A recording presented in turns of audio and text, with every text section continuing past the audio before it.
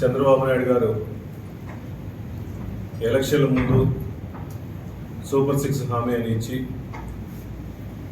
ఈ రాష్ట్ర ప్రజలందరికీ అనేక విధాలుగా హామీలు ఇచ్చి అధికారంలో వచ్చిన తర్వాత ఇచ్చిన హామీలో ముఖ్యంగా తల్లికి వందనం అనే ప్రోగ్రాం పెట్టేసి ఈ రాష్ట్రంలో ఎంతమంది పిల్లలు స్కూలుకు వెళ్తుంటే అంతమంది పిల్లలకి 15,000 లెక్కన ఎలక్షన్ల ముందు ఎన్డీఏ కుటుంబం హామీ ఇచ్చింది వాస్తవం. ముఖ్యంగా దీంట్లో చంద్రబాబు నాయుడు గారు కానీ, పవన్ కళ్యాణ్ గారు కానీ, లోకేష్ గారు కానీ ఒక తల్లికి 2 పిల్లలు ఉన్నా, 3 పిల్లలు ఉన్నా ఒక్కొక్క పిల్లవాడికి 15,000 రూపాయలు లెక్కన డబ్బులు ఇస్తామని చెప్పేసి ఆ రోజు చెప్పడం. ఇప్పుడు ఎలక్షన్లు అయిన తర్వాత చంద్రబాబు నాయుడు గారు ముఖ్యమంత్రి అయిన తర్వాత జియోమెస్ 29 తీసుకొచ్చి దాంట్లో చాలా క్లియర్గా అమ్మ ఊరికే ఒక అమ్మకి, ఒక తల్లికి 15,000 రూపాయలు ఇస్తాము, ప్రతి పిల్లవాడికి 15,000 రూపాయలు ఇవ్వమని చెప్పేసి జీవో ఇచ్చి ఈ రాష్ట్ర ప్రజలందరినీ, ముఖ్యంగా మహిళా లోకాన్ని, మహిళా తల్లులందరినీ కూడా తల్లికి వందనం అని చెప్పేసి పథకం పెట్టి తల్లికి సున్నం పూసే ప్రోగ్రాం చంద్రబాబు నాయుడు గారు ఆ ఎన్డీఏ కుటుంబం చేస్తున్నారు.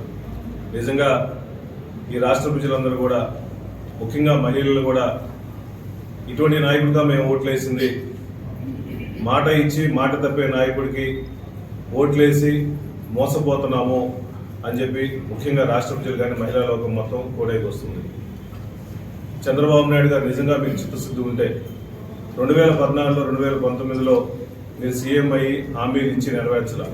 ఇప్పుడైనా ఇచ్చిన హామీలు నెరవేర్చుకుంటూ మహిళా లోకాన్ని మొత్తం కాపాడుకుంటూ మహిళలందరికీ గౌరవిస్తా అని చెప్పేసి మీరు ఇచ్చిన జీవోని మార్చుకొని ఒక కుటుంబంలో ఒక తల్లికి 2 పిల్లలుంటే 30,000 రూపాయలు, ముగ్గురుంటే 45,000 రూపాయల లెక్కన ఇవ్వాలని చెప్పేసి వైఎస్ఆర్ కాంగ్రెస్ పార్టీ మేము డిమాండ్ చేస్తున్నాం.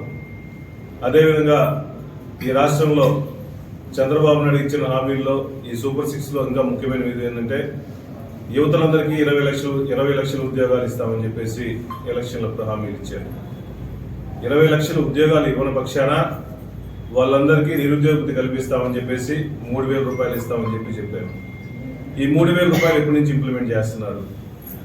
మా కాన్స్టిట్యున్సీకి వచ్చేందుకు సుమారుగా మీరు ఇచ్చిన హామీలు 20 లక్షలు ఉంటే మా కాన్స్టిట్యున్సీకి సుమారుగా 10,000 మంది వరకు నిరుద్యోగులు ఉన్నారు.